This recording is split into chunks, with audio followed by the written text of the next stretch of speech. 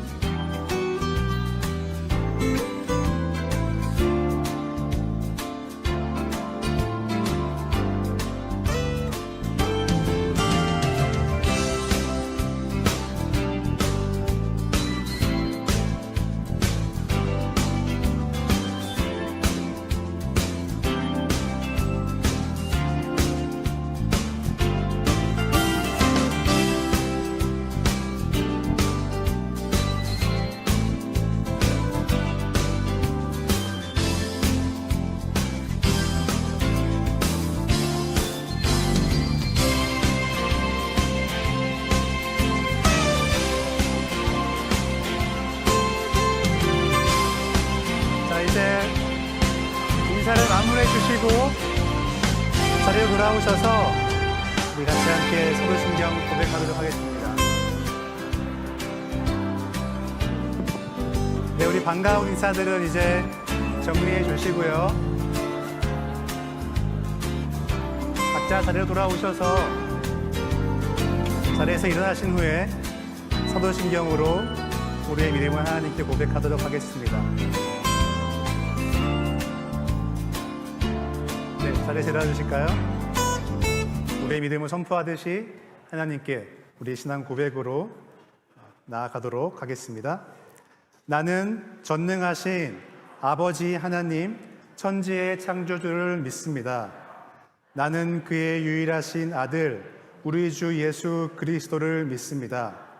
그는 성령으로 잉태되어 동정녀 마리아에게서 나시고 본디오 빌라도에게 고난을 받아 십자가에 못 박혀 죽으시고 장사된 지 사흘 만에 죽은 자 가운데서 다시 살아나셨으며 하늘에 오르시어 전능하신 하나님 우편에 앉아 계시다가 거기로부터 살아있는 자와 죽은 자를 심판하러 오십니다. 나는 성령을 믿으며 거룩한 공교회와 성도의 교제와 죄를 용서받는 것과 몸의 부활과 영생을 믿습니다. 아멘.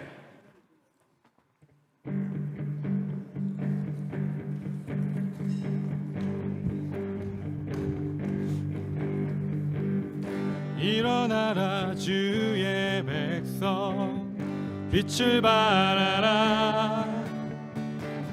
주가 너의 영광으로 임하시리라. 일어나라 주의 백성, 빛을 발하라. 주가 너의 영광으로 임하시리라. 일어나라 주의 백성, 일어나라 주의 백성, 빛을 발하라. 주가 너의 영광으로 한 번 더 합니다. 일어나라 주의 백성, 일어나라 주의 백성, 빛을 발하라. 아멘. 주가 너의 영광으로 임하시리라. 온 세상이 어둠 속에 헤매고 있지만 주가 너와 함께 계셔 회복을 명하리라. 일어나라 빛을 발하라. 난 백성이 너의 빛을 보고 사방에서 나오네. 일어나라 빛을 발하라. 난 백성이 자유함을 얻어 기뻐하는도다. 아멘. 우리를 주의 백성으로 부르신 하나님 앞에 계속해서 찬양합니다. 일어나라, 일어나라 주의 백성, 빛을 발하라. 주가 너의 영광으로 임하시리라. 한 번 더 일어나라 주의 백성, 일어나라 주의 백성, 빛을 발하라. 아멘. 주가 너의 영광으로 임하시리라. 온 세상이 어둠 속에 헤매고 있지만 주가 너와 함께 계셔 회복을 명하리라. 일어나라 빛을 발하라. 난 백성이 너의 빛을 보고 사방에서 나오네. 일어나라 빛을 발하라. 빛을 발하라. 난 백성이 자유함을 얻어. 우리 날 잡아 선포하며 일어나라 빛을 발하라. 일어나라 빛을 발하라. 난 백성이 너의 빛을 보고 사방에서 나오네. 일어나라 빛을 발하라. 넌 백성이 자유함을 얻어 기뻐하는도다. 아멘. 우리 하나님께 박수로 영광 돌립니다. 우리를 주의 빛으로 주의 백성으로 부르신 우리 주님을 경배하며 찬양합니다. 아멘. 아멘. 주님의 영광 나타나셨네. 권능으로 임하셨네. 죽음에서 날 살리신 주 성령, 놀라우신 주 하나님. 한 번 더 선포합니다. 주님의 영광, 주님의 영광 나타나셨네. 권능으로 임하셨네. 죽음에서 날 살리신 주 성령, 놀라우신 주 하나님. 아멘. 할렐루야 할렐루야. 주의 나라가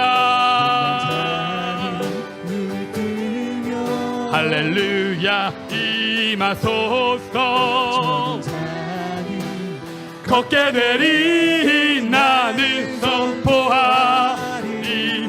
만왕의 왕 예수 주의 나라 임하시네. 아멘. 우리 다시 한번 합니다. 주님의 영광, 주님의 영광 나타나셨네. 권능으로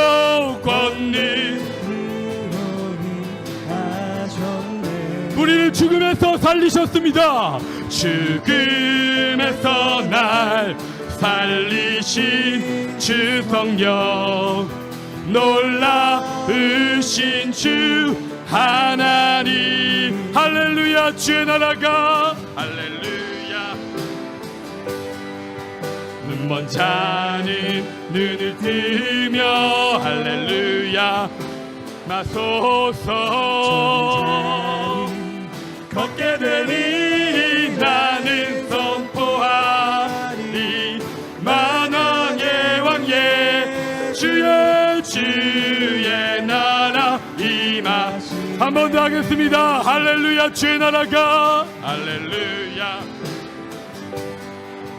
눈먼 자는 눈을 뜨며 할렐루야 임하소서. 아멘. 나는 선포하리. 만왕의 왕 예수 주의 나라 임하시네. 나는 선포하리. 나는 선포하리. 만왕의 왕 예수 주의 나라 임하시네. 아멘. 우리 다시 한번 우리 주님 앞에 박수로 영광 돌립니다. 주님의 나라 주의 성령으로 충만하게 임하옵소서. 아멘. 아멘. 아멘. 나는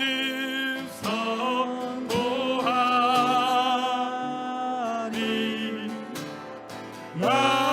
만왕의 왕 예수 주의 나라 임하. 우리 다시 한번 두 손 들고 찬양합니다. 나는 선포하리. 만왕의 왕. 아멘. 나는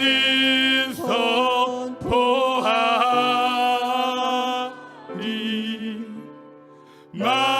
만왕의 왕 예수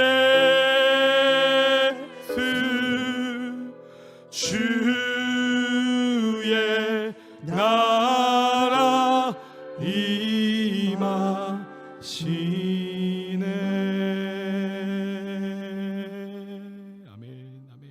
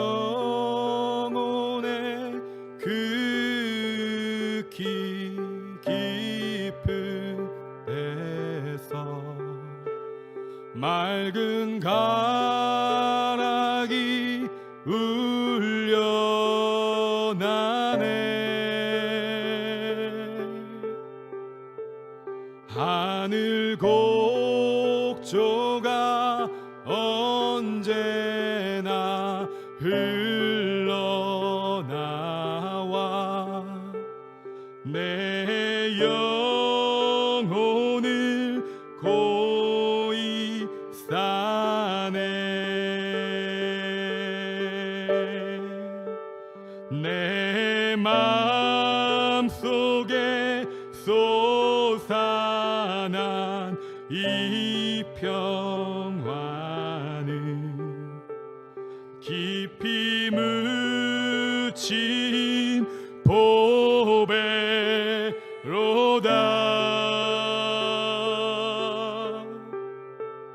나의 보화를 캐내어 가져갈 자 그 누구랴 안심일세. 아멘. 평화로다.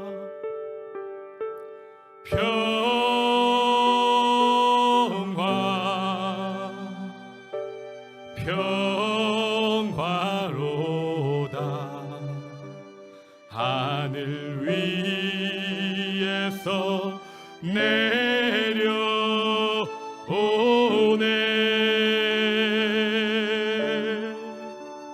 그 사랑의 물결이 영원토록 내 영혼을 덮으소서.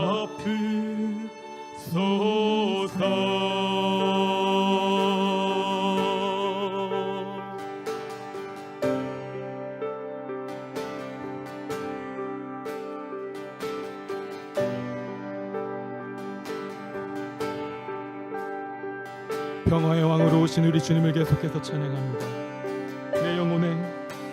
내 영혼의 평화가 넘쳐나는 주의 축복을 받으리라. 내가 주야로 주님과 함께 있어. 내 영혼이 편히 쉬네. 이 땅 위에 험한 길 가는 동안 참된 평화가 어디 있나. 우리 모두 다 예수를 친구 삼아면 참 평화를 누리겠네.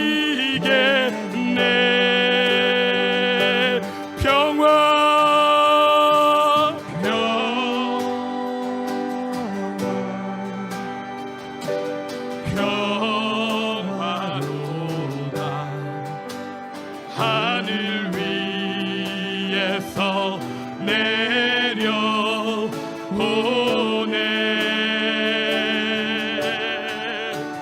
그 사랑의 물결이 영원토록 내 영혼을 덮으소서. 평화로다.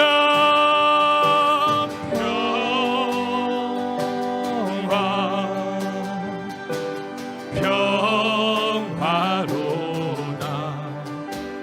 하늘 위에서 내려오네. 그 사랑의 물결이 영원토록 내 영혼을 덮으소서. 우리 두 손 들고 다시 한번 합니다. 평화로다. 평화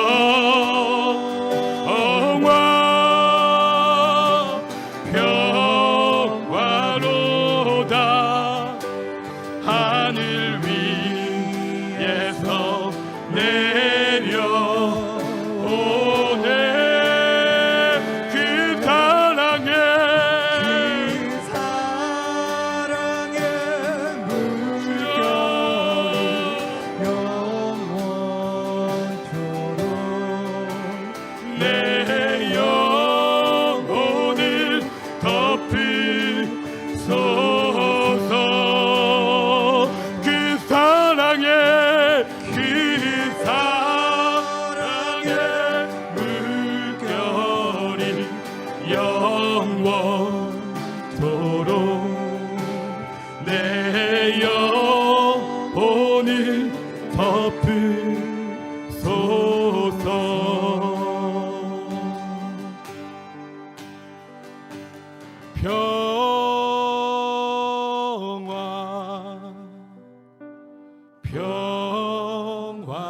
평화로다.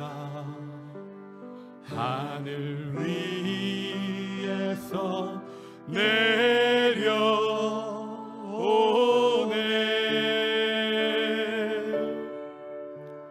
그 사랑의 물결이 영원토록 내 영혼을 덮으소서.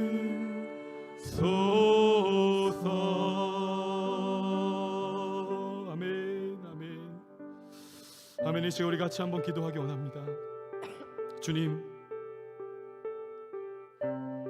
주님만이 주실 수 있는 그 평화를 주시기 위하여 하늘 보좌를 버리고 이 땅에 오신 예수 그리스도, 평화의 왕으로 오신 예수 그리스도를 찬양하고 경배합니다. 하나님, 우리의 지난 모든 삶 가운데, 지난 한 주간의 삶 가운데, 또 하루하루의 그 삶 가운데 하나님만이 주실 수 있는 그 평화를 이 땅 가운데서 찾아 헤매었었던 우리의 삶이 있었다면 이 시간 돌이켜 주 앞에 다시 회개하며 나아가오니 다시 한번 그 하늘의 평화를 깨닫게 하여 주시고, 하나님만이 주실 수 있는 그 참된 평화가 이 예배 가운데 우리 안에 흘러넘치게 하여 주시옵소서. 하나님, 우리 안에 깨어져 있는 하나님과의 관계가 그 평화로 다시 한번 화평함으로 회복되게 하여 주시고, 하나님, 우리 가운데 깨어져 있는 우리 이웃들과의 관계, 지체들과의 관계 가운데, 가족 간의 관계 가운데 예수 그리스도의 그 평화가 충만하게 임하여서 다시 한번 하늘의 그 사랑과 은혜로 하나 되는 이 시간 될 수 있도록 인도하여 주시옵소서. 하나님, 이 시간 우리가 하나님 예배하며 주의 말씀을 들을 때 그 생명의 말씀이, 평화의 말씀이 우리의 심령과 마음을 쪼개게 하시고, 오직 하나님과의 그 완전한 화평의 관계로, 이웃 간의 화평의 관계로 회복되어지는 놀라운 은혜가 있는 예배 될 수 있도록 하나님 충만하게 역사하여 주시옵소서. 우리 온교회 공동체 가운데, 모든 가족들 가운데, 우리 믿음의 다음 세대 자녀들 가운데 하나님 그렇게 역사하여 달라고 우리 주여 한번 부르짖고 간절하게 주 앞에 기도하며 나아가길 소원합니다. 주여, 아버지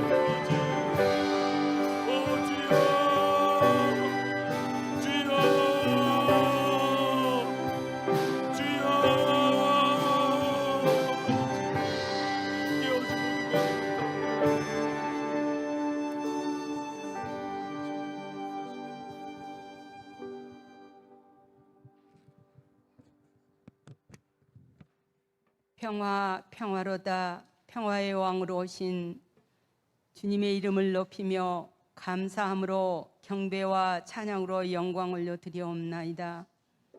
지난 한 주간에도 부족하고 연약한 저희들을 주님의 품 안에 품어주시고 때에 따라 영육간에 필요한 양식들을 풍성히 채워주셔서 주 안에서 기쁨을 누리며 부족함 없이 살았던 저희들이지만 그 은혜와 사랑을 이웃들에게 흘려보내지 못하고 이기적으로 살았던 저희들의 모습을 회개하며 주님 앞에 모두 다 내려놓고 용서를 빕니다.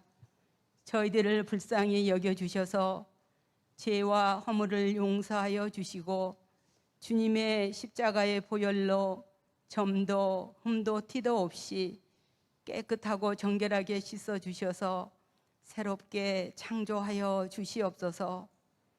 이 제단에 속한 온 성도들이 오직 주님만을 의지하며 말씀으로 성숙하여 믿음 안에서 온 마음을 다해 주님을 사랑하고 온 힘을 다해 이웃을 사랑하며 남을 나보다 낫게 여기고 주님께서 맡겨주신 사명을 주님이 오시는 그날까지 잘 감당하며 살아갈 수 있도록 항상 선한 길로 인도하여 주시옵소서.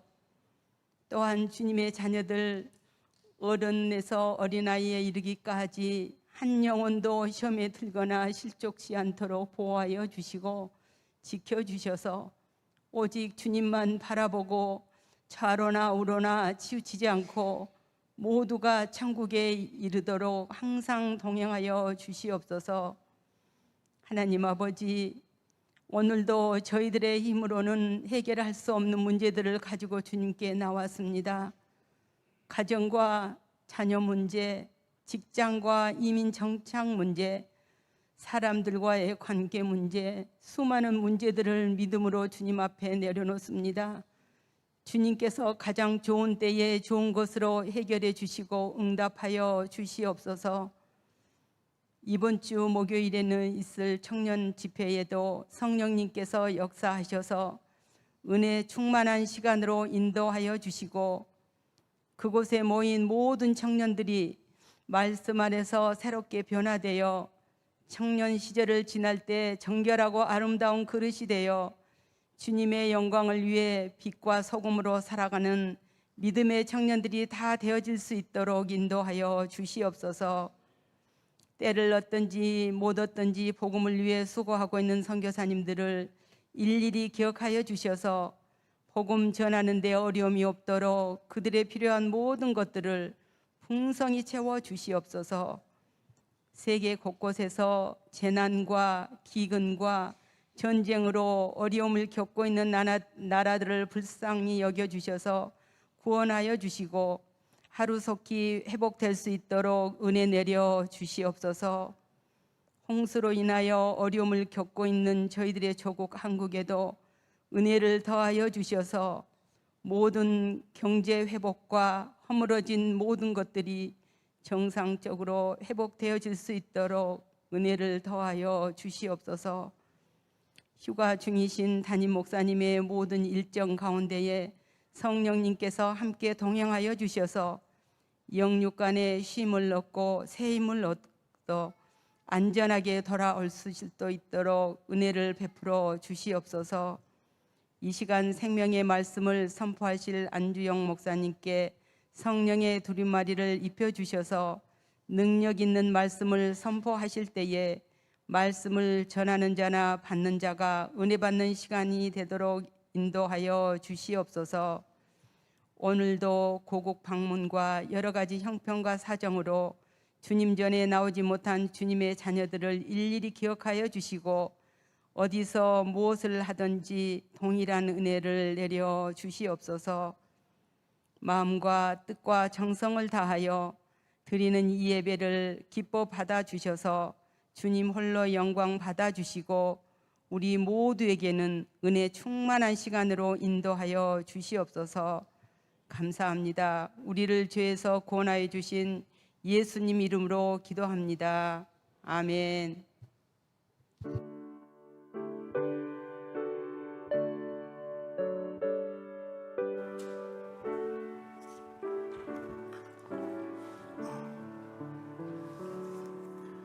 내게 있는 모든 것을 아낌없이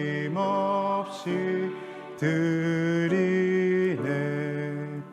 사랑하고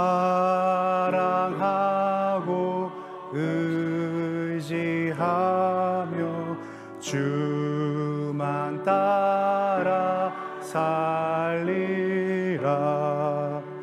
주께 드리네. 주께 드리네.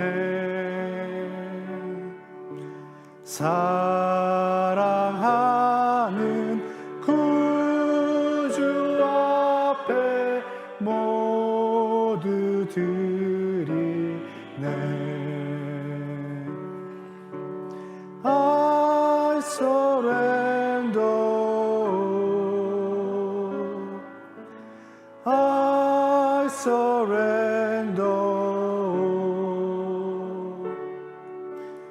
All to thee, my blessed Savior, I surrender.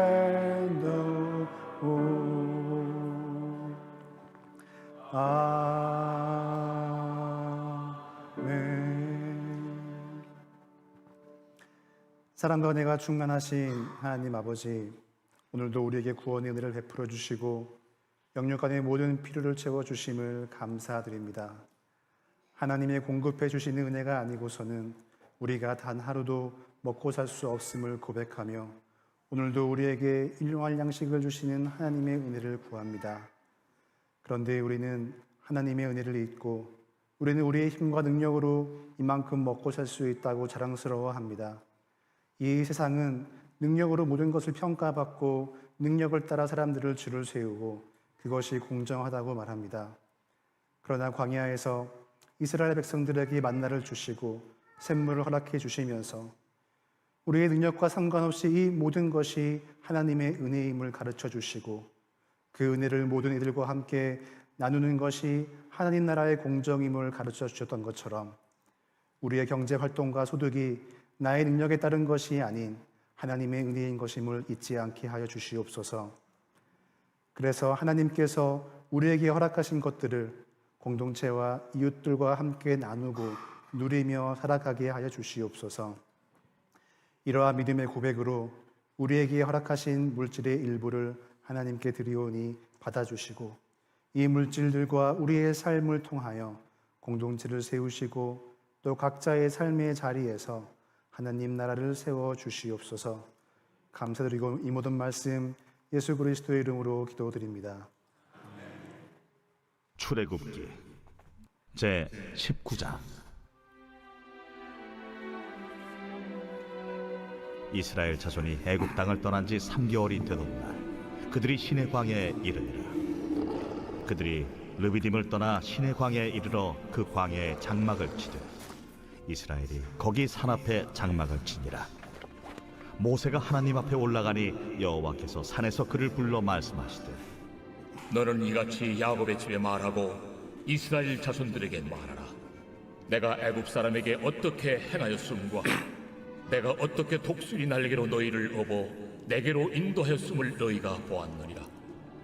세계가 다 내게 속하였나니 너희가 내 말을 잘 듣고 내 언약을 지키면 너희는 모든 민족 중에서 내 소유가 되겠고 너희가 내게 대하여 제사장 나라가 되며 거룩한 백성이 되리라.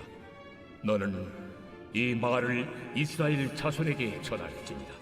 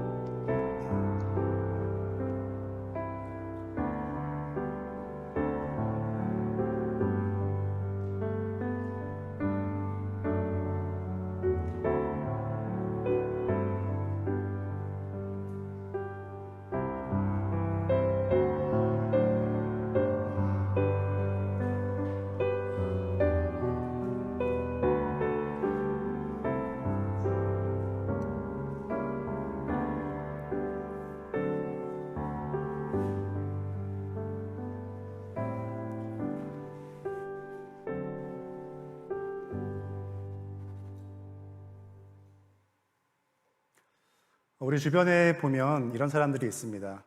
이 사람 저 사람 이 집 저 집 다 참견하고 다니는 사람들이죠. 무슨 일이 있으면 빠지지 않고 등장하는 사람들입니다. 우리가 이런 사람들을 보고 참 오지랖이 넓다 이렇게 말하죠. 이 사람 저 사람 이 일 저 일 동네 일 다 참견하면서 감내나라 대추나라 하는 것은 별로 좋지 않을 수도 있습니다. 하지만 다른 사람들에게 관심을 갖는 것, 다른 사람들의 삶에 관심을 갖게 되는 것, 그들의 형편에 시선을 두는 것, 이것은 참 중요한 일이라고 생각을 합니다. 특별히 요즘처럼 개인주의가 만연한 사회에서는 좀 적당한 오지랖은 우리에게 꼭 필요한 덕목이 아닌가 생각합니다. 이런 의미에서 우리 그리스도인들에게는 거룩한 오지랖의 덕목이 필요한 것 같습니다. 다른 사람들의 일에 무례하게 끼어들고 참견하는 것이 아니라 관심을 갖고 살펴보고 공감하고 이를 위해서 기도하는 것이죠. 또 필요한 일을 돕는 것입니다. 이러한 거룩한 오지랖, 관심과 사랑, 섬김의 덕목이 필요한 것 같습니다. 저는 저와 여러분이 이웃들을 돌아보고 사랑으로 섬기는 거룩한 오지랖퍼가 되기를 원합니다. 이는 하나님께서 우리를 부르신 부르심과 연결되어 있습니다. 왜냐하면 하나님은 우리를 하나님의 제사장으로 부르셨기 때문입니다. 그리고 이 제사장이란 정체성과 그 역할에는 이웃들을 향한 깊은 관심과 사랑의 특징이 있는 것이죠. 특별히 우리는 우리의 동네에서 거룩한 오지랖을 부리는 우리 동네 제사장으로 부름을 받았습니다. 자, 오늘 본문에 보시면 이스라엘은 이제 출애굽을 한 다음에 마침내 3개월 만에 시내산에 도달을 하게 되죠. 하나님께서는 그 시내산에서 이스라엘에게 십계명을 비롯한 여러 규례들을 이제 주시게 되는데 그것을 주시기 전에 다시 한번 확인시켜 주시는 것이 있습니다. 그것이 무엇인가 하면 바로 하나님과의 언약이고 그로 인해 생기게 되는 그들의 정체성이죠. 그 약속이 어떠한 것인지 그들이고 이스라엘 그들이 어떠한 존재인가를 다시 한번 일깨워 주십니다. 자, 우리 오늘 본문의 5절과 6절 말씀을 우리 다시 한번 같이 읽어보도록 하겠습니다. 자, 시작.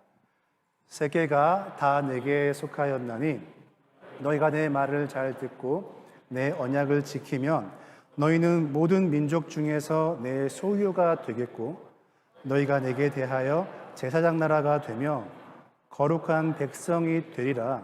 너는 이 말을 이스라엘 자손에게 전할지니라. 아멘. 뭐라고 말씀하십니까? 이스라엘이 하나님과 맺은 언약을 지키면 그들이 하나님의 소유된 거룩한 백성, 제사장 나라가 된다라고 말씀하십니다. 하나님의 계명을 받고 이를 지키고 순종함으로써 이스라엘이 하나님의 제사장 나라가 된다는 것이죠.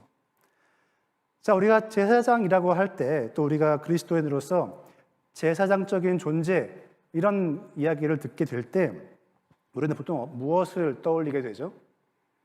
우리는 이렇게 함께 모여서 하는 이 예배의 모습 이것을 떠올리게 됩니다. 이것이 이 제사장의 구약에 나오는 제사장의 주요 임무이기 때문이겠죠.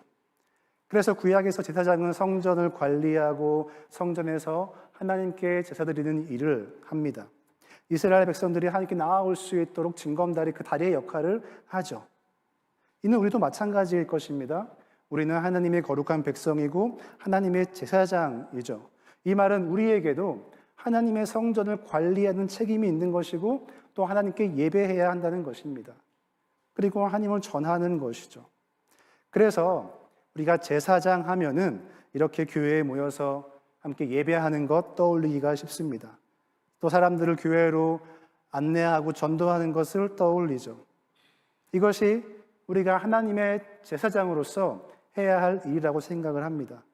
그래서 우리가 자, 하나님 제사장으로서 잘 살자라고 할 때 우리는 그래 열심히 나와서 예배하고 교회 많이 모이고 더 말씀 잘 읽고 기도하자 이러한 결단과 결심들을 하게 되죠. 이런 것들은 참 중요한 결단과 결심이고 우리의 신앙의 모습일 거라고 생각을 합니다. 그런데 오늘은 조금 다른 관점에서 우리가 하나님의 제사장됨에 대해서 생각을 해보려고 합니다. 자, 본문에 보시면 알 수 있는 것처럼 자, 너희가 내 제사장이 되는데 자, 그 제사장에 대한, 그들의 제사장됨에 대한 구체적인 내용이 무엇이죠? 그들이 무엇을 지킬 때 하나님의 제사장 나라가 되는 것입니까? 언약이죠. 언약 안에 포함되어져 있는 하나님의 명령, 계명. 자, 이것을 지키는 그들의 모습이 곧 제사장 나라다, 나라다, 제사장의 모습이다라는 것을 말씀해 주고 있는 거예요. 자, 그렇다면은 그들이 지켜야 할 언약의 내용이 무엇인가, 이게 중요하겠죠. 그 언약의 내용에 따라서 그 제사장됨의 모습들이 규정될 것입니다. 구체화되는 것이죠. 그렇다면 지켜야 할 말씀, 계명의 내용이 무엇인가를 아는 것이 또한 중요할 것인데, 자, 이 부분은 조금 뒷부분에서 이제 이야기를 해보려고 하고요. 오늘 이 본문을 조금 다른 관점에서 보려고 할 때 우리가 또 알아야 할 한 가지 조금 신학적인 관점이 있는데요. 그것은 바로 성전 신학이라는 것입니다. 제가 이 시간에 성전 신학이 무엇인가에 대해서 여러분이 다 말씀을 드리면은 여러분이 은혜를 받으실 수가 없으시기 때문에 마음에 시험 들 수가 있으시니까 그냥 간단하게만 좀 말씀을 드리도록 하겠습니다. 자, 이것이 무엇인가 하면은 성경 전체를 창세기부터 요한계시록까지 이 전체를 성전의 관점에서 바라보고 이제 성경을 해석을 하는 그러한 이제 신학이죠. 그러니까 하나님께서 천지를 맨 처음 창조하실 때에 이 온 세상을 하나님의 우주 성전, 이것으로 창조하셨다라는 것이고, 그리고 에덴 동산을 그 성전의 축소판으로 만드셔서 거기 누굴 세우셨죠? 아담을 세우셨죠. 아담을 최초의 제사장적인 존재로서 세우셨던 거예요. 그리고 아담을 통하여서 그 창조하신 온 천지, 그 창조 세계가 하나님의 성전으로 세워지기를, 하나님의 그 성전이 그렇게 확장되기를 계획하셨던 것입니다. 그러니까 하나님께서 천지를 창조하신 그 가장 중요한 목적 중에 하나가 그 온 천지가 하나님의 성전됨이었다라는 것이죠. 근데 이제 아담이 실패했고, 그 이후에 하나님은 아브라함을 선택하셔가지고 또 이스라엘을 통하여서 성전을 세우고 만물이 하나님의 성전으로서 회복되도록 하시는 것, 이것이 그의 구원 계획이다라는 그러한 이제 관점입니다. 그래서 지금 출애굽을 모세가 이제 이스라엘 백성들을 애굽에서 이끌고 홍해를 건너서 그 구원의 역사를 경험한 다음에 지금 가나안으로 가고 있는데, 가나안에 뭐 하러 가는 것이죠? 성전을 세우러 가고 있는 것이죠. 성전을. 가나안 그 나라가 하나님의 성전 되게 하셔서 그 성전이 온 열방으로 확장되게 하는 것, 이것이 그 구원 계획이라는 거예요. 그러니까 이스라엘의 12지파 중에 레위지파 그 중에서 뭐 아론의 자손들만 제사장이다 이렇게 하는 것이 아니라 너희 온 나라가 제사장 나라가 된다 말씀하시는 것이죠. 누구를 향하여? 열방을 향하여 그렇게 되는 것입니다. 그리고 신약에 오면 참된 성전이신 예수님께서 이 땅에 오심으로써 이젠 더 이상 어떤 물리적인 성전이 아닌 그의 성도들을 성전으로 세우시고, 이제는 믿는 자들을 통하여서 온 만물이 하나님의 성전 되도록 하시는 그 일을 이루어 가시고, 그 일이 종말 때에 예수님께서 다시 이 땅 가운데 오실 때에 완성된다. 이제 이런 내용인 거예요. 간단하게 그냥 말씀드리자면 여러분 이것만 기억하시면 좋겠는데, 하나님께서 온 세상을, 온 천지를 하나님의 성전으로 창조하셨다라는 것이죠. 그리고 하나님께서 아담을 또 이스라엘을 또 오늘날의 교회를 하나님이 창조하신 이 우주 성전을 관리하는 제사장적인 존재로서 부르셨고 마침내 그것을 완성하실 것이다. 이렇게 간단하게 이해를 하시면 될 것 같습니다. 자, 그러니까 우리가 제사장으로 부름을 받았다라고 했을 때 우리는 어떤 생각이 필요한 것입니까? 그냥 단순히 교회에 모이는 것이 아니라 하나님의 우주 성전인 이 온 천하 만물, 온 세상, 이 우주 성전을 관리해야 되고 그 가운데에 하나님의 임재가 임할 수 있도록 이 성전됨을 확장해야 된다라는 생각이 있어야 한다라는 것이죠. 자, 이렇게 볼 때 우리는 하나님의 제사장으로서 우주 성전을 관리해야 하는 그 역할과 책임이 있다는 것입니다. 우리는 교회에서뿐만이 아니라 하나님 창조하신 이 세상 속에서 제사장으로서 살아가면서 하나님께 예배하는 자들이라는 것이죠. 세상 속에서 이웃들을 섬기는 자들인 것입니다. 단지 교회에 모여서 예배하고 교제하고 봉사하고 교회에서 모든 것 다 끝장 보는 것이 아니라는 것이죠. 그래서 제가 오늘 말씀의 제목을 우리 동네 제사장이라고 정한 것입니다. 우리는 하나님의 제사장으로서 그 역할을 감당하기 위해서 교회에만 모이고 끝이 아니라 그러한 삶을 살기 위해서 우리의 동네 속으로, 세상 속으로 흩어져야 한다라는 의미죠. 그래서 우리는 동네의 제사장으로서 우리 이웃들을 위하여서, 특별히 사회적, 경제적으로 연약한 이웃들을 위해서 하나님께 부르짖고 호소해야 하는 것이에요. 제사장은 하나님에게 이 구원의 통로의 역할을 하는 자들이죠. 이 말은 우리가 무언가 먼저 나서서 막 일을 하는 것이 아니라 하나님께서 이미 행하고 계시는 일들을 발견해야 된다는 거예요. 그리고 그 일에 우리는 동참하는 거예요. 그렇다면 하나님께서 일을 행하고 계신 곳이 어딘가 볼 수가 있어야겠죠. 그 구원의 역사를 하나님께서 어디서 행하고 계시는가 우리는 볼 수 있어야 하는 것입니다. 어디서 행하고 계시는 겁니까? 하나님은 하나님의 구원의 역사를 어디서 행하고 계세요? 하나님이 계신 모든 곳에서 행하고 계시겠죠. 세상 속에서 행하고 계신다라는 거예요. 자, 이 말은 무슨 말입니까? 교회 안에서만 구원의 역사가 이루어지지 않는다라는 의미가 될 수 있죠. 왜 그렇습니까? 아까 말씀드린 것처럼 온 세상이 하나님의 우주성전이기 때문에. 그리고 또 한 가지 중요한 것은 하나님의 구원이라는 것은 총체적인 구원이기 때문이에요. 하나님의 구원은 총체적이고 전인격적인 구원이라는 것이죠. 이 말은 하나님의 구원은 단순히 그냥 내 영혼의 구원이 아니라는 것이죠. 그것뿐만이 아니라 사회, 경제, 정치, 문화적인 구원을 포함한다라는 의미입니다. 특별히 우리가 묵상하고 있는 이 출애굽기 말씀은 이러한 하나님의 총체적 구원을 잘 보여주고 있죠. 출애굽기 내용의 이 핵심 내용이 무엇입니까? 바로 이스라엘 백성들이 출애굽을 하는 내용, 애굽에서 탈출해서 구원받는 내용인 것이죠. 자, 이스라엘 백성이 애굽에서 나오게 되는 것은 무엇입니까? 무슨 의미입니까? 그들이 애굽에서 귀족 생활하다가 잘 먹고 잘 살다가 나오게 되는 것입니까? 아니죠. 400년 동안 노예 생활을 하다가 그들은 이제 해방을 받은 거예요. 자유를 되찾은 것이죠. 주권을 되찾게 된 것입니다.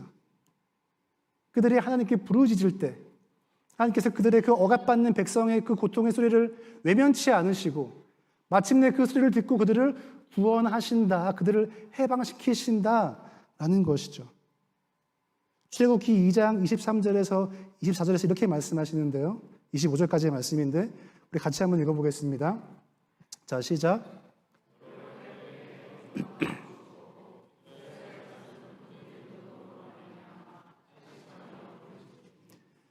그들의 노동으로 말미암아 부르짖는 소리가 하나님께 상달된지라.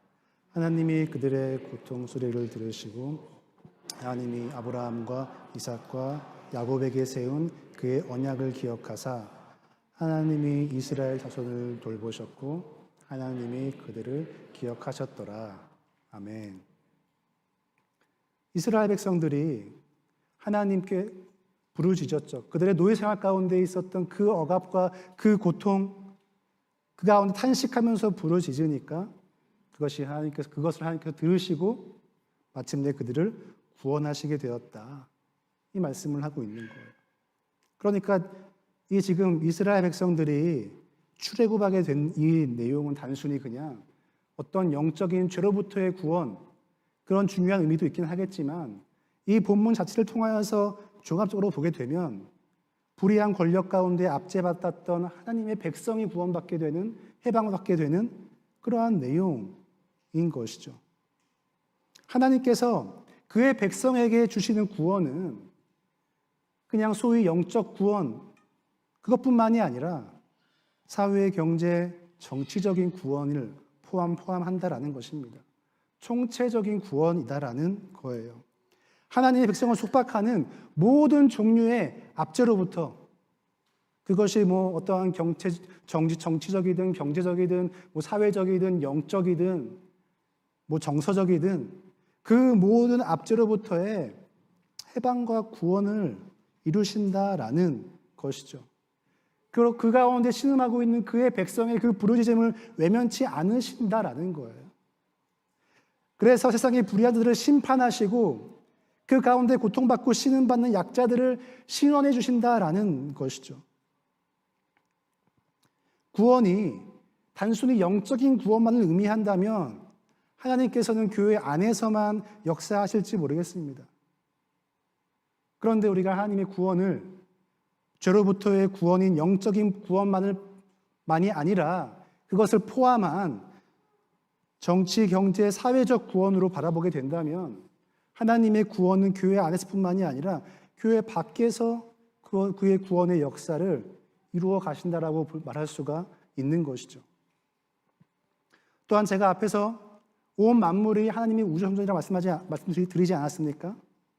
그러니까 하나님이 역사하시는 곳은 우주성전인 세상 속에서 역사하고 계신다라는 의미가 될 수가 있는 것입니다. 물론 하나님은 교회 안에서도 일하십니다. 우리 공동체 안에서도 우리에게 특별한 은혜들을 주시며 일하시죠. 그런데 어쩌면 교회 안보다 교회 밖에서 더 크고 놀라운 일들을 행하고 계실지도 모르겠습니다. 만약에 하나님께서 교회 안에서가 아니라 교회 밖에서 크고 놀라운 일들을 행하신다면 우리의 시선이 그냥 내 삶, 우리 교회 안에만 머물러서는 안 되는 것이겠죠. 세상으로, 이웃으로 돌려야 하는 것입니다. 왜냐하면 우리는 제사장이고 또 제사장이니까 하나님의 일에 동참을 해야 하기 때문인 것이죠. 하나님께서 영혼 구원을 위해서 세상 가운데 일하고 계신다. 그럼 우리는 거기 가야 되는 것이고 그 일하심을 볼 수 있어야 되는 것이고 동참할 수 있어야 하는 것입니다. 하나님은 믿는 자들의 하나님뿐만이 아니라 믿지 않는 자들의 하나님이기도 하시죠. 그들을 구원하기 원하시는 거예요. 그들 가운데 역사하고 계시는 거예요. 이미 역사하고 계세요. 우리는 그것을 볼 수 있어야 되고 그 자리로 나아갈 수 있어야 하는 것이죠. 그런데 자꾸 우리는 하나님을 우리 믿는 자들만의 하나님으로 만들어 놓을 때가 너무나 많다라는 거예요. 믿는 자들만의 하나님, 나의 하나님, 우리 교회의 하나님으로 만들어 놓곤 합니다. 그래서 우리가 예배하고 찬양하면서 기도하면서 좋으신 하나님 고백하지 않습니까? 여러분은 왜 그렇게 하나님이 좋으세요? 왜 그렇게 좋다고 고백을 하십니까? 우리를 구원해 주셔서, 죄로부터 자유케 해 주셔서, 이러한 양식을 주셔서, 나의 길을 인도해 주셔서, 너무 중요한 귀한 고백들이죠. 그런데 그러한 이유 때문에 감사하고 좋으신 하나님이다라고만 생각을 하면 다시 한번 생각해 볼 필요가 있는 거예요. 왜냐하면 이러한 이유로 하나님이 좋으신 분이라고 고백을 할 수 있다면 이러한 이유가 없는 자들한테는 어떻겠습니까? 그들에게도 하나님께서 좋으신 하나님이시겠습니까? 우리 얼마 전에 서울에 80년 만에 큰 홍수가 났었죠. 신문을 보니까 그로 인해서 특히 강남 지역에 아주 피해가 심했다고 하는데 침수된 차들이 수천 대다. 또 강남이니까 다 외제차들 거 아닙니까? 그 피해액이 수천억이다. 막 이런 얘기들이 나오더라고요. 그래도 피해가 자동차 침수 정도에 그쳐서 감사하고 하나님께서 지켜주셔서 감사하다라고 고백할 수 있을 거예요. 하나님 참 좋으신 하나님이십니다. 고백할 수 있을 거예요. 이 또한 귀한 고백일 것입니다. 그런데 그렇다면 이 폭우로 인하여서 큰 피해를 입었던 낙후된 지역에 계셨던 분들, 가게가 침수되어가지고 생계의 길이 막막해 계신 분들, 집이 반지하에 있어서 집이 침수되고 심지어 목숨까지 잃었던 분들, 그분들도 그래도 이 정도니까 다행이다, 감사하다, 하나님 좋으신 분입니다 말할 수 있을까요? 그들에게도 하나님 좋으신 분입니까? 여러분이 그분을 처절하면 어떻겠습니까? 전쟁이 나거나 홍수, 가뭄 이런 자연재해가 나거나 경제 위기가 찾아올 때 이러한 위기는 모두에게 동일하게 찾아올 수 있지만 그로 인한 타격의 정도는 모두에게 동일하지 않습니다. 언제나 취약한 자들, 그들이 먼저 희생당함을 우리는 볼 수 있죠. 이들의 삶의 벼랑 끝으로 몰릴 가능성이 훨씬 높습니다. 그래서 우리 교회 안에는 먹고 살 만한 분들이 상대적으로 좀 많다고 생각을 해요. 통계적으로 봐도 그래요. 특히 한국 사회 안에서는 이미 기독교는 중산층의 종교가 되었죠. 모두 다 그렇지는 않을 수 있겠지만 그래서 일반적인 통계를 볼 때에 교회 안에는 사회적, 경제적으로 안정적인 분들이 조금 더 많으십니다. 그래서 우리가 지금 겪고 있는 이런 경제의 위기, 전염병의 위기, 그래서 좀 더 우리 삶이 팍팍해졌을 수도 있고 고단할 수도 있긴 하겠지만 삶의 벼랑 끝으로 몰리는 경우는 많지 않은 것 같습니다. 그런데 우리가 이렇게 모여서 그래도 하나님 이렇게 먹고 살만하게 해주시니까 감사하고 그래서 하나님 참 좋으신 분입니다. 이런 고백만 우리 가운데 있으면 이건 위기적인 믿음일 수 있는 것이죠. 하나님을 그냥 이기적인 존재로 만들어버리는 게 아닌가 생각을 하는 것입니다. 하나님을 먹고 살만한 자들의 하나님으로만 만드는 것이 아닌가 생각을 해봅니다. 그런데 하나님은 평안하고 먹고 살만한 자들의 하나님이 아니라 먹고 살기 힘든 자들, 삶의 벼랑 끝에 내몰린 자들의 하나님이시고 그들과 함께 하시고 그들 가운데 일하고 계시는 하나님이실 가능성이 훨씬 높다라는 것이죠. 그럼 우리 어떻게 해야 합니까? 하나님 제사장으로서 우리 어떻게 해야 합니까? 말씀드린 것처럼 하나님이 계시는 곳, 일하시는 곳으로 가야 하고 그곳에 있어야 하고 그곳에서 하나님의 일에 동참해야 하는 것입니다. 내 형편에 감사하는 것에 끝나는 것이 아니라 다른 어려운 이웃들의 형편을 보면서 하나님께 좀 호소할 수 있어야 되는 것이죠. 하나님 도우심을 구할 수 있어야 되는 것이죠. 아니 하나님 왜 저 어려운 자 도와주지 않으십니까? 왜 내버려 두십니까? 왜 반지하 사는 분들만 더 큰 고통을 당해야 합니까? 하나님께 탄식하고 호소할 수 있어야 하는 것입니다. 내 처지에 감사하고 만족하고 끝이 아니라 그 이웃들의 형편들을 보면서 그들의 고난들을 보면서 그들을 위해 부르짖고 탄식하는 것, 이것이 그리스도의 모습이지 않는가 생각을 합니다. 왜냐하면 하나님은 그의 백성들의 호소를 들으시는 분이시기 때문이에요. 그 탄식을 들으시기 때문이에요. 그리고 마침내 그들을, 그 가난한 자들을, 힘없는 자들을, 억눌린 자들을 건지시고 구원하시는 분이기 때문이에요. 그래서 우리가 하나님께 고백할 수 있는 거예요. 하나님 좋으신 분이십니다. 그렇지 않고 그냥 내 형편에 감사해서 하나님 좋으신 분입니다라고 하면 고백하는 것은 그건 하나님을 반쪽짜리 하나님밖에 만드는 것이 아닌 것이죠. 마침내 하나님 나라가 이 땅 가운데에 완성될 때에 그 악인들을 심판하시고 고통받는 자들, 반지하에 사는 자들을 구원하실 분이기 때문에 이스라엘의 부르짖음을 들으시고 그들을 잊지 않으시고 마침내 출애굽시키셨던 것처럼 힘없이 억울한 일을 당하는 자들의 소리를 들으시고 마침내 그들을 신원해 주실 것이기 때문에 그들의 그 억울함을 풀어주실 것이기 때문에 좋으신 분인 거예요. 하나님의 나라에서는 이러한 자들이 정치적, 사회적, 경제적 그 모든 억압으로부터 해방되고 구원받을 것이기 때문에 하나님은 좋으신 분이고 하나님 나라가 좋은 나라인 것입니다.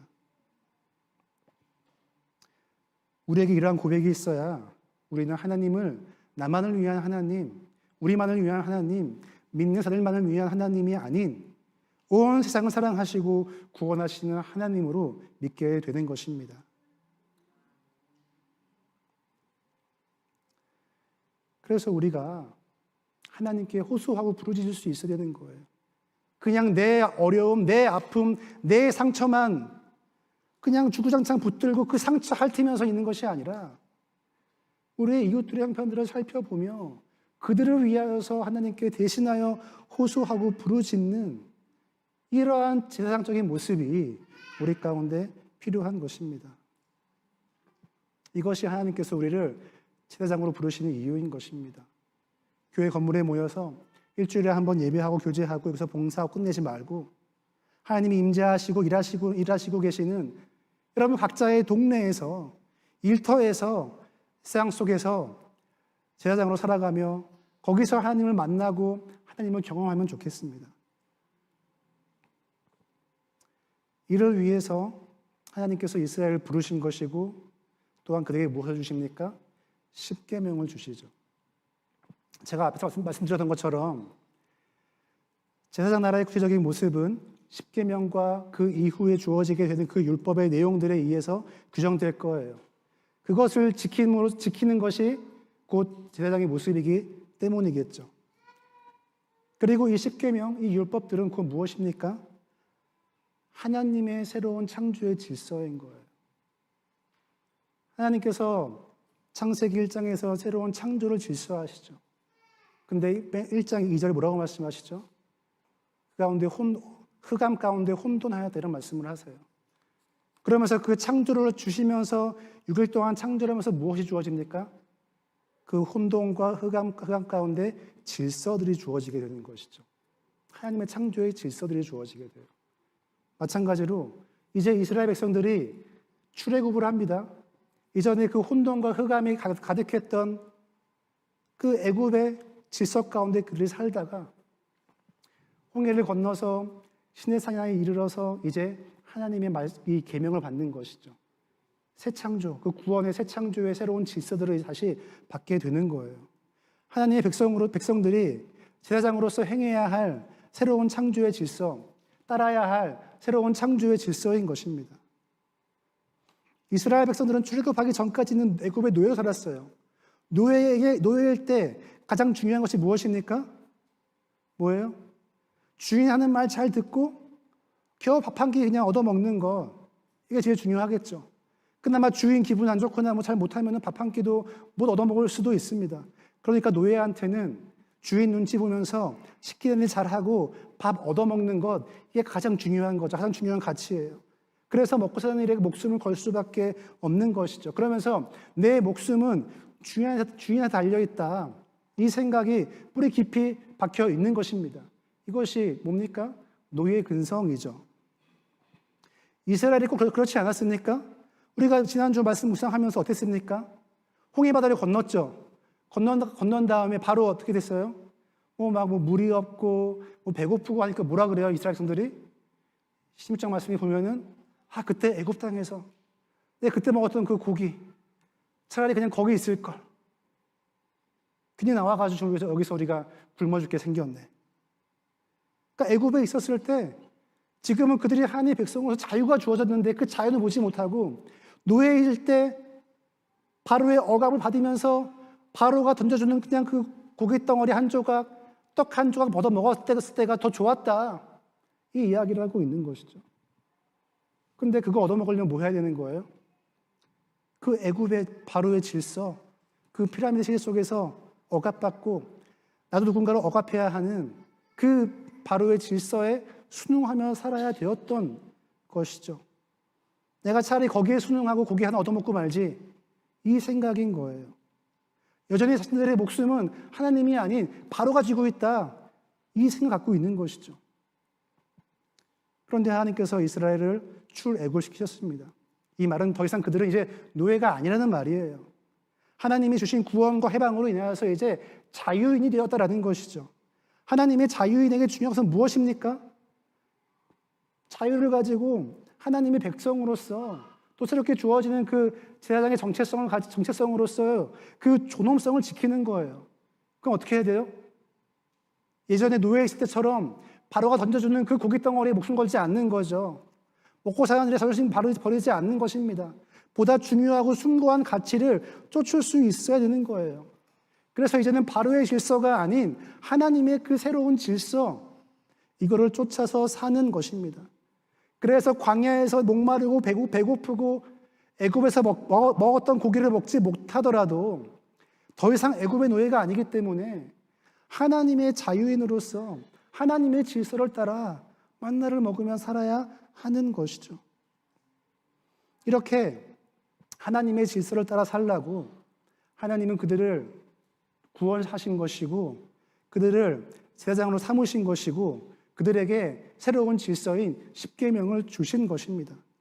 더 이상 애굽이 던져주는 고기 받아 먹으면서 제국에 부역하지 말고 하나님 나라의 백성으로 살아가라. 하나님 나라의 제사장으로 살아가라. 거룩한 백성으로 자유인으로 살아가라. 애굽에서는 노예로서 애굽의 질서를 따라 살아야 했지만 이제는 하나님의 제사장으로서 새로운 법과 질서를 따라 살아가야 함이 그들에게 요구되어지는 것이죠. 그리고 이 하나님의 질서는 십계명에 잘 나타나 있습니다. 우리가 이제 이번 주부터 주어지는 십계명의 말씀들 계속해서 묵상을 하게 될 텐데요. 여러분이 잘 아시는 것처럼 십계명은 크게 두 부분으로 나누어져 있죠. 화면에 보시는 것 화면 한번 보여주시겠어요? 네. 자, 제1계명부터 제4계명까지는 이제 하나님과의 관계에 대한 계명이다. 보통 이렇게 이야기를 해요. 그리고 5계명부터 10계명까지는 이웃들과의 관계에 대한 계명이다라고 말을 하죠. 자, 여러분은 자, 이 10계명 중에서 어느 게 더 제일 중요한 것 같아요? 어느 계명이 가장 중요하신가요? 네. 그렇죠. 다 중요하겠죠. 다 중요해요. 그런데 우리는 보통 그래도 우리가 생각을 할 때 1계명부터 4계명 정도에 조금 더 우리가 많이 중안점을 두게 되는 것 같습니다. 왜냐하면 그냥 뭐 5계명에서 10계명은 그냥 뭐 일반적인 도덕적인 그런 이야기 아니야? 그 정도 계명으로 생각을 하는 것이죠. 그래서 하나님에 대한 계명인 1계명부터 4계명을 더 중요하게 생각하고 이걸 더 잘 지키고자 교회에 열심히 나오고 열심히 예배하고 이런 어떤 제의적인 활동에 집중하고자 합니다. 근데 여러분 말씀하신 것처럼 모든 계명이 다 중요하죠. 이게 다 연결되어 있기 때문이에요. 무슨 말입니까? 내가 한 계명을 어긴다라는 것은 그냥 그 한 개만 딱 띄어서 어긴 것이 아니라 전체에 대한 계명을 다 어기게 된다라는 것이죠. 바꿔 말하면 자, 5계명부터 10계명 이웃들에 대한 그 계명을 어긴다라는 것 단순히 내가 이 사람과의 관계가 안 좋아진다 이게 아니라 그것은 곧 하나님에 대한 계명을 어기는 것과 동일한 일이 된다라는 것이죠. 이웃에 대한 계명을 어기면서 하나님에 대한 계명을 어기지 않을 수 없다라는 거예요. 자, 예를 들어서 성경의 말씀에 보시면은 여러분 다윗과 밧세바 이야기 잘 아시죠? 다윗이 다 이제 성도 짓고 다 좀 살만해지니까 어떻게 해야 돼요? 우리아의 아내를 범하게 됩니다. 어떤 계명을 어긴 거예요? 네, 7계명을 어긴 거예요. 7계명. 간음하지 말라. 자, 그러면 하나님께서 다윗을 너 왜 7계명 어겼어? 이렇게 책망을 하셔야 되는데 뭐라고 말씀하십니까? 자, 일단 다윗이 7계명을 어겼죠. 7계명을 어겼어요.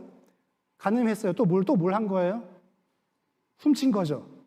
네, 그러니까 8계명을 어긴 거예요. 또 이걸 숨기고 조작하기 위해서 어떻게 합니까? 우리를 막 함정에 빠뜨리고 거짓 서술을 보내죠. 거짓말을 합니다. 그리고 또 이 모든 것이 어디서 비롯된 것입니까? 10계명. 네, 탐심에서 비롯이 되게 된 것이죠. 그리고 자신의 탐심을 따라서 밧세바를 범하게 된 것, 곧 자신의 욕망이 하나님의 말씀보다 앞선 거예요. 뭘 어긴 거예요? 1계명을 어긴 것이죠. 그래서 하나님께서 나단 선지자를 통하여서 다윗에게 책망하시죠. 너가 나를 멸시했다. 그러니까 다윗은 어떻게 보면 그냥 7계명 이거 하나 범한 건데 하나님은 그게 아니다. 넌 날 멸시했다. 결국 10계명 전체를 범했다라는 것이죠. 또 주님께서 마태복음 7장 12절 말씀에도 보시면은 남에게 대접을 받고자 하는 대로 남을 대접하라. 그러니까 남을 대접하라고 말씀하세요. 근데 그게 끝이 아니라 뭐라고 말씀하세요? 남을 대접하는 것이 뭐라? 율법이요 선지자다. 이것이 곧 하나님의 계명이다 말씀하세요. 남을 대접하는 것, 이웃을 섬기는 것, 그들을 원수를 사랑하는 것, 이것이 곧 십계명이고 하나님을 섬기는 것이다. 이것이 너에게 주어지는 새로운 하나님의 나라의 질서다라는 것을 말씀해 주고 계시는 것입니다. 그래서 여러분들이 구약의 율법을 다시 한번 좀 묵상을 하시면서 찬찬히 살펴보세요. 단순히 하나님과의 관계뿐만이 아니라 상당히 많은 부분들이 이웃들과의 관계, 특별히 약자들과의 관계에 있을 때 어떻게 해야 될 것인가들을 굉장히 많이 말씀하세요. 그래서 어떤 분이 이렇게 말씀하시더라고요. 그 율법서들을, 그러니까 믿음이 없으신 분이에요. 그 모세오경과 그 율법서를 쫙 읽은 다음에 딱 이렇게 얘기하시더라고요. 아, 하나님의 이 말씀은 이웃에 대한 말씀인 것이군요. 이웃을 사랑하라는 말씀인 것이군요. 오히려 우리는 너무 약간 믿음이 있다고 또 많은 여러 가지 막 어떤 다른 이렇게 선입견들이 있다 보니까 정말 그 말씀하신 중요한 것들을 빼놓고 곧 놓칠 때가 있는 것 같아요. 하나님께서 이스라엘에게 제사장으로서 따라야 할 하나님 나라의 질서는 하나님이 허락하신 이웃들, 약자들을 잘 섬기며 더불어 잘 살라라는 이러한 말씀인 것입니다. 애굽의 그 피라미드 체제처럼 내 삶의 안정과 풍요를 위해서 그 체제 가운데 들어가 있으면 어떻게 돼요? 어쩔 수 없어요. 우리도 경험하잖아요. 우리가 이 자본주의 사회 속에서, 시장경제 사회 속에서 내가 살면은 나도 알지 못한 채 그냥 그 시스템에 의해서 내 수익, 내가 얻는 소득이 누군가에게는 피해가 될 수도 있고 어려움이 될 수도 있는 그런 체제 가운데 우리가 살고 있다는 걸 우리가 알 수 있지 않습니까? 그러니까 그러한 시스템에서 살지 말고 거기에 순응하지 말고 하나님을 중심으로 낮은 곳에서 겸손하게 섬기며 살라 말씀을 하시는 거예요. 이웃들을 향한 깊은 사랑과 관심을 갖고 살라는 것이죠. 그리고 그렇게 섬겨야 할 이웃들은 교회 안에도 많지만 교회 밖엔 더 많다는 거예요. 그렇죠? 아닌가요? 우리 에드먼턴 한인 교민 사회 몇 명이죠? 네, 한 2,3천 명 얘기하죠. 그 중에 교회가 한 10여 개가 있고, 교회 나오시는 분들 다 해봤자 1,000 몇백 명 되겠죠. 그 중에서도 또 우리 교회 안에 분은 몇 분이세요? 한 150분. 우리 얼마나 좁아요? 우리의 이웃들이 얼마나 좁습니까? 근데 이 교회 밖으로 우리의 일생을 돌리면 우리가 섬겨야 할 이웃들이 너무나 많다는 것입니다. 이것이 제사장적인 삶을 규정하는 내용이 되는 거예요. 제의적이고 종교적인 삶을 넘어서서 이웃들을 돌보고 섬기며 그들에게 하나님의 은혜가 미치도록 살아가는 것입니다. 이 10계명의 내용이 제사장적인 삶의 구체적인 내용을 규정하게 되는 거예요. 이 10계명의 정신을 지키며 살아가라고 말씀하시는 것입니다. 그렇기 때문에 이러한 관점을 확대해서 보면 우리가 소위 말하는 신앙생활이라는 것, 믿음생활이라는 것, 제의적이지 않다는 것이죠. 교회 안에서만의 활동으로 국한될 수 없다라는 거예요. 예배, 기도, 말씀 묵상으로 제한될 수 없다는 거예요. 오히려 제사장적인 삶은 교회 밖에서, 집 현관문 밖에서, 일상에서, 동네에서, 일터에서 이루어지게 되는 것이죠. 여러분의 제사장적인 영적인 삶이, 믿음의 삶이 그곳에서 이루어지는 것입니다. 사랑하는 성도 여러분, 하나님은 우리를 하나님의 제사장으로 부르셨어요. 우리는 제사장적인 삶을 살아가야 합니다. 그렇게 하기 위해서 우리가 교회 나와서 예배하고 성경 읽고 기도하는 것 너무나 중요하죠. 아주 본질적인 부분이에요.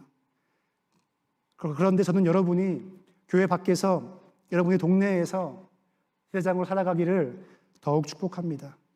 집 문을 열고 나가서 옆집 사람한테 하나님의 제사장이 되어주세요. 직장 동료에게 제사장이 되어주세요. 그들에게 그냥 전도하고 교회 나가게 하라는 그런 의미가 아니에요. 우리의 동네 제사장이 되어서 그들의 삶에 깊은 관심과 사랑을 갖고 그들을 위해서 기도하고 섬기라는 것입니다.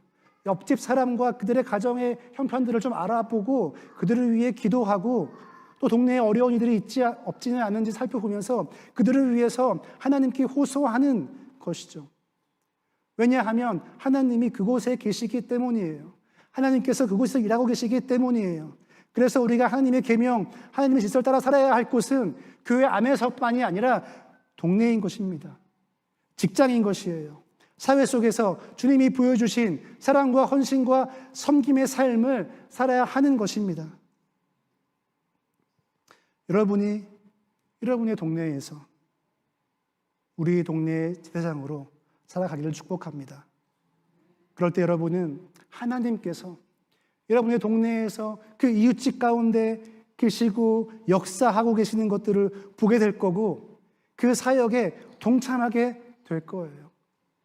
마음껏 하나님 주시는 그 여러 가지 많은 상상력을 가지고서 우리는 다양한 모습으로 그들을 섬길 수 있을 것입니다.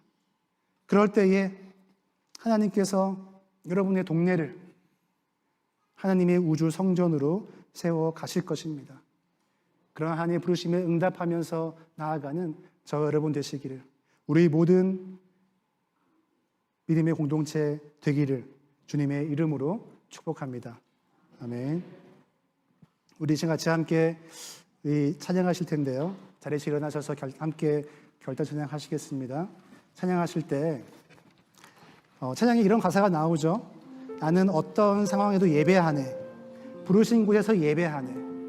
근데 이 예배라는 우리가 고백을 할 때 내가 그곳에서 기도하고 말씀 읽고 중요하겠지만 그런 것 생각하지 마시고 여러분이 일터에서, 가정에서, 동네에서 어떤 모습으로 내가 살아가고 있는가, 어떤 모습으로 일하고 있는가, 어떤 모습으로 이웃들과 관계 맺고 있는가, 이런 것들을 좀 생각하면서 찬양을 해볼 수 있으면 좋겠어요. 나는 그들과 어떤 관계 가운데 내가 얼만큼 그들에게 관심 갖고 있는지, 내가 정말 그들을 어떻게 섬길 수 있는지, 그들을 위해서 무엇을 어떻게 내가 기도할 수 있는지, 적어도 옆집에 누가 사시는지는 다 아시겠죠? 어떤 이웃들이 있는지, 그 동네에 어떠한 사람들이 있는지, 그들을 위해서 기도하고 그들을 위해서 하나님께 탄식하고 호소하는 그러한 마음의 믿음의 결단과 고백을 담아서 주님, 제가 그곳에서 예배하겠습니다. 우리 동네에서 예배하겠습니다. 그래서 그곳에서 내가 하나님이 부르신 세상적인 삶을 살겠습니다. 우리 함께 고백하며 찬양하겠습니다.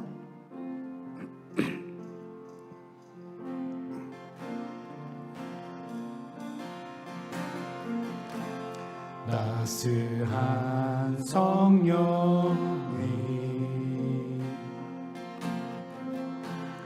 마음으로 보내 내 몸을 감싸며 주어지는 평안함 만족함을 느끼네. 사랑과 진리 곳에서 나는 예배하네. 어떤 상황에도 나는 예배하네. 부르신 곳에서 나는 예배하네. 어떤 상황에도 나는 예배하네. 사랑과 진리에 사랑과 진리에 한 줄기 빛 보내 내 몸을 감싸며 주어지는 평안함 그 사랑을 느끼 부르신 곳에서 부르신 곳에서 나는 예배하네. 어떤 상황에도 나는 예배하네. 부르신 곳에서 나는 예배하네. 어떤 상황에도 나는 예배. 부르신 곳에서 예배하네. 부르신 곳에서 나는 예배하네. 어떤 상황에도 나는 예배하네. 부르신 곳에서 나는 예배하네. 어떤 상황에도 나는 예배. 내가 걸어갈 때 길이 되고 내가 걸어갈 때 길이 되고 살아갈 때 삶이 되는 그곳에서 예배하네. 내가 걸어갈 때 길이 되고 살아갈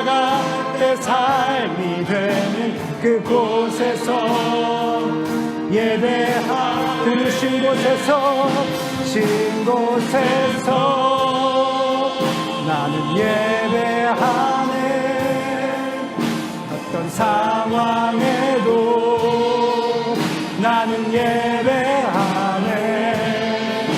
부르신 곳에서 나는 예배하네. 어떤 상황에도 나는 예배. 부르신 곳에서 부르신 곳에서 나는 예배하네. 어떤 상황에도 나는 예배하네. 부르신 곳에서 나는 예배하네. 어떤 상황에도 나는 예배하네.